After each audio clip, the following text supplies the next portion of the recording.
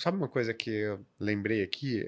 Você fazer um episódio dos sócios, nos convidou para falar do governo Lula. Como é que vai ser o governo Lula, os investimentos. E aí, naquela época, a gente estava conversando, e aí você até trouxe esse ponto. Depois eu fui acompanhar os comentários dos podcasts, aí a galera falava assim, é impressionante. Sempre os caras falam que o Lula é sortudo, e as coisas dão certo porque ele é sortudo, né? Porque eu lembro exatamente da gente falando, cara, o cara tem sorte, às vezes é melhor você ter sorte do que capacidade, porque ele vai pegar o governo num momento, cara, em que os juros está lá no alto, tá prontinho para ele cortar, os Estados Unidos muito provavelmente vão cortar os juros, então ele tá pegando assumindo o país em um momento, cara, muito propício. Aí a gente até falou, é só ele não fazer nenhuma grande cagada, que, cara, ele vai conseguir tocar bem. E naquela época era a nossa perspectiva, né, cara? Que tava num momento muito bom para você aumentar o risco da sua carteira. Foi o que a gente fez na Finclass, no final das contas. Aumentou o risco. Tanto na parte de fundos imobiliários, ações, renda fixa, a gente foi assumindo, até porque os níveis de taxas estavam muito bons. 23, por exemplo, foi bom. O juro americano caiu no final do ano, bolsa andou, tudo andou. Exatamente. Mas se a gente for olhar os ativos aqui, os ativos brasileiros, cara, a gente vai ter uma decepção muito grande. E aí a minha pergunta, né? A gente começa a ver, cara, e fazer paralelos com o que foi o Dilma 2, né?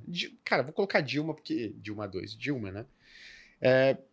Pô, déficit fiscal, cada vez mais no discurso, pô, um descompromisso com a estabilidade da dívida pública, né? Cada vez mais relativizando esse problema, tentando culpar um agente econômico, o mercado financeiro, pelos problemas que a gente está observando, que é manipulação do campo. É muito semelhante com o que a gente viu lá atrás. E aí a gente fala que tá barato, e realmente tá barato, cara. Você pegar uma taxa de um ativo de longo prazo no Brasil, IPCA mais 7,30, é assim, é completamente bizarro, cara. Se falar que um governo tá garantindo para você uma rentabilidade real de 7% ao ano pelos próximos 20 anos, pelos próximos 60. Se você pegar o Renda Mais 2065, o último fluxo dele é em 2084. Aí meu ponto é, cara, são duas perguntas. Se você acha que a gente está caminhando por um cenário parecido com o que a gente viveu em Dilma, e que diferenças você enxerga nisso? E se a gente está caminhando ou não, se há uma perspectiva de piora marginal do ponto que nós estamos. Porque no pior momento do Dilma, o IPCA+, ele bateu... IPCA+, onde a gente está aí? Então, IPCA mais 7. 2035 bateu IPCA mais 8 alguma coisa, né? Na Dilma. Ele está muito perto, né? Se a gente tem espaço para piora marginal, porque no Dilma, cara, a gente colheu o quê? 2 anos de PIB negativo, acima de 3% de queda do PIB. Isso é um negócio bizarro que a galera não lembra. Né? E o pessoal fala, não, porque tinha a crise interna, não tinha nada acontecendo no mundo, assim. O Brasil, ele realmente conseguiu se superar, surpreender negativamente as piores das expectativas. 2 anos seguidos de queda superior a 3% do PIB. Então, essas duas perguntas aí. Você acha que a gente está se aproximando mais para um governo Dilma? E se há espaço ainda para uma piora marginal, já que a gente já está num nível de estresse assim, significativo? Bom, pegando até... Não vou lembrar quem citou isso, cara. Não vou poder dar os créditos à pessoa. Mas era um gestor, ele falava que se o Lula ele levar a próxima eleição, aí ele teria um início desse quarto mandato dele numa fase Dilma. Porque se a gente pensa no que o governo está fazendo, né?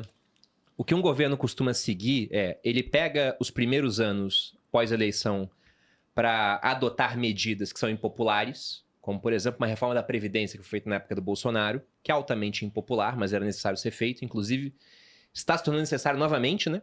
Que o pessoal está envelhecendo rápido, tendo menos filhos.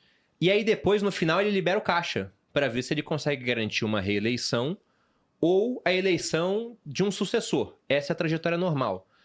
E aí, aqui no Brasil, o que a gente viu é que, logo após o governo Bolsonaro, veio o governo Lula que falou, não, o Bolsonaro foi muito irresponsável do ponto de vista fiscal, então eu quero uma licença para gastar muito e ser responsável igual nessa transição. Foi o que primeiro aconteceu. Eu vi uns comentários do tipo, inverteu, né? Tá gastando mais agora, vai ter que gastar menos depois. Eu falei, então não tem inversão. Porque perto da eleição, o governo sempre vai gastar mais. E o que eu acho é que o Lula ele vai manter a aposta que ele está seguindo agora e vai dobrar se for preciso. Então, o que a gente viu já esse ano é um aumento do mínimo de 7,5%, então um aumento acima do IPCA. A gente vê proposta de reajuste de servidores públicos. A gente está vendo um número de 54 milhões de pessoas no Bolsa Família. E aí esse cara evita pegar um emprego formal, porque senão ele pode perder o benefício. E em termos de popularidade, não dá pra gente falar que a popularidade do Lula tá ruim. É que é muito difícil você divulgar uma pesquisa em rede social, porque tem sempre o viés do público que acompanha a gente, né? Então, quando eu boto lá uma pesquisa que mostra que o Lula ele tá com uma popularidade interessante, aí o pessoal que me segue, a maioria de direita, vai lá e fala, se vendeu, né? Caiu o Pix. Umas coisas assim. Então, na Austrália eu já sou petista, né? Porque eu mostrei a realidade. Porque, de fato, se você vai no Nordeste, vai no Norte do Brasil principalmente, a popularidade do presidente, ela é alta. Então, se a gente pensa nisso, ó, que ele vai continuar gastando mais para manter a popularidade, porque o sucesso político, isso não é só no Brasil, em qualquer país, ele não vem do controle da máquina de imprimir dinheiro, ele vem do seu uso. Então, quanto mais você usa, mais popular você se torna. E quando a consequência disso chega, é muito fácil. Basta culpar o empreendedor, basta culpar a Faria Lima. O dólar bateu 6 porque é especulação do mercado financeiro. E para muita gente essa história cola. Então, eu não vejo que a gente vai entrar num buraco agora, mas se em 2026 a gente continuar com o mesmo rumo político, aí eu acho que sim, isso pode vir a acontecer. Inclusive, a bolsa tá barata. Todo mundo me pergunta, pô, você tá muito animado com a bolsa barata? Eu falo, cara, ela tá barata, mas eu acho que ela vai permanecer barata em 2025. Porque essa semelhança que você colocou entre governo atual e Dilma II, quando que a bolsa, que estava muito barata no final do governo Dilma, ela começou a subir? Foi quando a gente começou a achar que o impeachment iria se tornar realidade. Não foi, ó, teve impeachment, a bolsa subiu. Ela começou a subir de maneira antecipada, quando ficou cada vez mais claro que o impeachment iria acontecer. Então, o que garantiu uma mudança no preço dos ativos não foi uma mudança econômica, foi uma mudança inicialmente política, que levou uma condução da economia de maneira diferente no governo Temer, um governo que foi reformista, que ele conseguiu aprovar a reforma trabalhista, que ele aprovou o teto de gastos, que foi criado em 2016 e era para estar válido até 2026. A gente não conseguiu chegar até o final do teto de gastos, antes a gente acabou com ele, com o novo arcabouço fiscal. E ali você teve um bull market que durou de 16 até 21. Então, para que a gente veja uma reprecificação da bolsa, não estou falando que tem que trocar trocou o governante, automaticamente isso acontece. Mas tem que trocar a maneira como o Brasil está sendo conduzida hoje. E aí a gente pode ver uma reprecificação. Então, por exemplo, em 2026, eu acho que o dólar pode voltar para baixo de 6, 5 e alguma coisa, só por conta de pesquisas que podem indicar que a gente vai ter uma mudança de governo. Agora, se você me pergunta, você acha que de fato a gente vai ter uma mudança de governo? Aí eu já não sei, porque acho difícil, sabe? Se a economia não piorar muito do governo atual sair. Tendo a máquina pública, você pode olhar que é uma tendência de não reeleição no mundo, né? Mas tendo a máquina pública aqui no Brasil, acho difícil o PT perder, viu? Cara, eu acho que assim, ele só perde popularidade a hora que isso chega e impacta. Porque assim, se você for pensar, as pessoas que investem e tudo mais, elas têm uma perspectiva mais negativa. Mas por quê? É perspectiva, isso está embutido no preço. Então quando você vê a bolsa caindo, você vê o juro futuro subindo, você vê o dólar subindo, você fala, alguma coisa, cara, tá errada, né? Só que isso não impactou a grande parte da população. Isso só chega na população quando isso vai se refletir na atividade, quando isso se reflete na inflação. Os dados de economia real ainda são dados muito positivos, porque estão colhendo os benefícios de todo esse impulso fiscal que foi dado, especialmente ao longo de 23. E, essa semana eu discuti com uma pessoa no meu Instagram, porque ele falou assim, e por que você não fala da surpresa positiva com o PIB, do que o mercado esperava? Eu falava, olha, é muito simples eu te explicar a surpresa positiva com o PIB. Se você esperava um déficit zero, público, e você tem um déficit de 80 bilhões de reais, você precisa entender que gastar 80 bilhões de reais a mais. Logo, você pegar uma equação simples do PIB é consumo, mais gastos do governo, mais investimento, mais delta de balança comercial. Balança comercial. Você gastou mais, no final das contas você tem um PIB maior. Ponto final. Então é fácil você explicar a atividade econômica mais alta no curto prazo. Só que isso não se reflete ainda na atividade econômica. E quando que foi que a Dilma perdeu popularidade ao ponto de ser possível realizar um impeachment? Foi quando a gente colheu 2 anos de PIB negativo de 3%. E eu não acho também que a gente vai colher um PIB negativo agora no próximo ano e nem em 2026. E quiçá uma inflação tão elevada ao ponto de, sim, esmagar a popularidade. Agora o IBGE acabou de divulgar a inflação de dezembro. No Brasil, 2024, a inflação foi de 4,83. Acima do teto da meta do Banco Central, que era 4,5. O centro da meta é 3, mas veio em 4,83. Só que, historicamente, para o Brasil... É baixa. É baixa, cara. 4,83. Então, isso não vai incomodar a população. Você pode até ver no noticiário e tudo mais, a inflação fica acima do teto da meta do Banco Central, mas a população está habituada com esse nível de reajuste de preço. Não acho que é algo extremamente impopular. Pode ficar um pouco pior em 2025? Sim. A previsão da XP, por exemplo, soltou essa semana também, de IPCA para 2025, é de 6,1. Mas, de novo, na Dilma a gente teve inflação de 6. Não foi isso que deteriorou. Deteriorou o PIB extremamente negativo e a inflação acima de 10% acumulada em 12 meses. Sim. Aí você começa a ter reajuste de preço de alimentos acima de 20.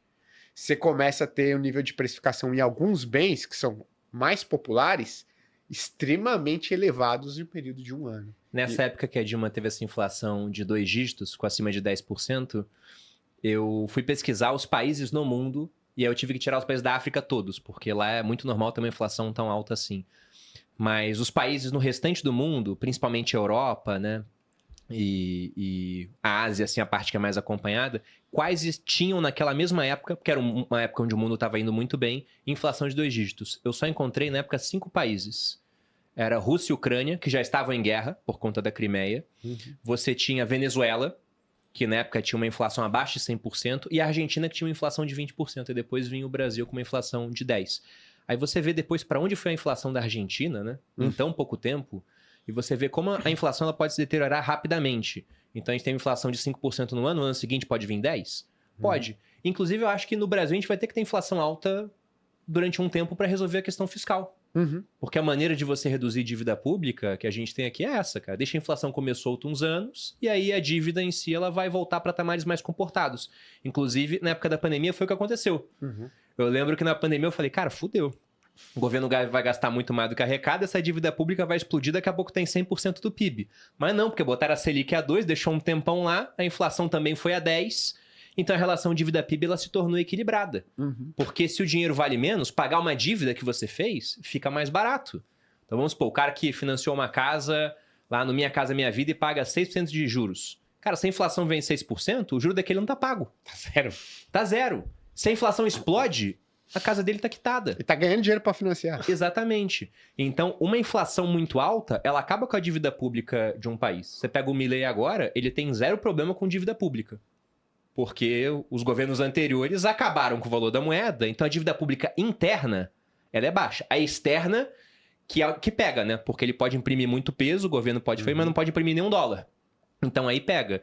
E aqui no Brasil a gente não tem problema com dívida externa hoje. O problema é a dívida interna, que está crescendo muito. Então é uma maneira de você equilibrar as coisas. Cara, em algum momento a gente vai deixar a inflação correr solta. Quando que isso vai acontecer? Eu não sei, mas eu acho que não vai ser daqui a tanto tempo assim pela trajetória Até da porque dívida. a gente tem uma economia altamente indexada. Sim. Diferentemente de outros lugares, a gente tem o hábito já histórico de indexar todos os Exato. contratos à inflação. Exatamente. Então, você vai retroalimentando esse dragãozinho da inflação de uma maneira muito rápida. É rastilho de pólvora, né? Essa questão do PIB, né? O PIB está surpreendendo.